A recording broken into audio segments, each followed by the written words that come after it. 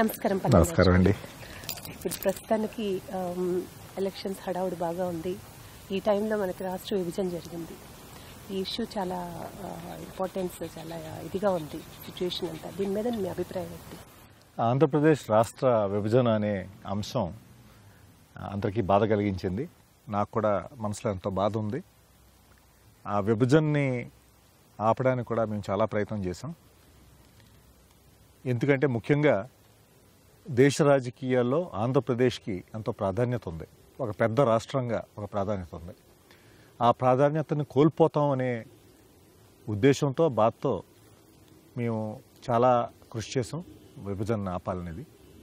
కానీ ఎంతకాలంగానో తెలంగాణ ప్రాంతం వాళ్ళందరూ కూడా కోరుకున్న కోరికగా, అంతేకాకుండా రాష్ట్రంలో ఉన్న అన్ని రాజకీయ పార్టీలు కూడా మరి దానికి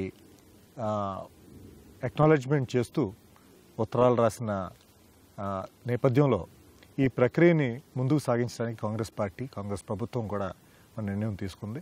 అయినా కూడా మేము చివరి దశ వరకు ఆపడానికే మేము చూసాం. అయితే ఎప్పుడైతే ప్రక్రియ ముందు సాగుతుందని మాకు అర్థమైందో, నేను, నాతో ఉన్న మిగతా కేంద్ర మంత్రులు అందరం కూడా ఈ విభజన అయ్యే టైంలో మన ప్రాంతానికి తప్పకుండా న్యాయం జరగాలి, మనకున్న కోరికలు తీరాలనే ఉద్దేశంతో మేము పూర్తిగా మరి కృషి చేసాం. దానికి ఫలితం కూడా దక్కిందనేది నాకు అనిపిస్తుంది.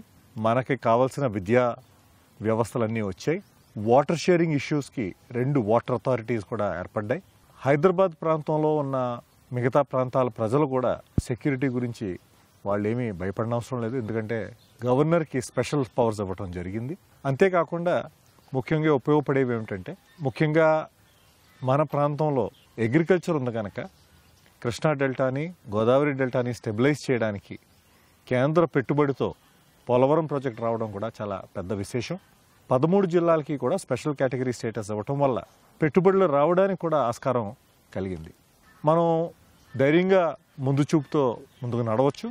ఎందుకంటే మన కష్టపడే ప్రజలు ఉన్నారు, ఎంటర్ప్రైజింగ్ నేచర్ ఉంది, పెద్ద కోస్తా ప్రాంతం ఉంది, రిసోర్సెస్ ఉన్నాయి. ఇవన్నీ ఉండి మనం తప్పకుండా ధైర్యంగా ముందు చూపుతో మనం ముందుకు వెళ్ళొచ్చు అనే ధైర్యం కూడా నాకు ఉంది.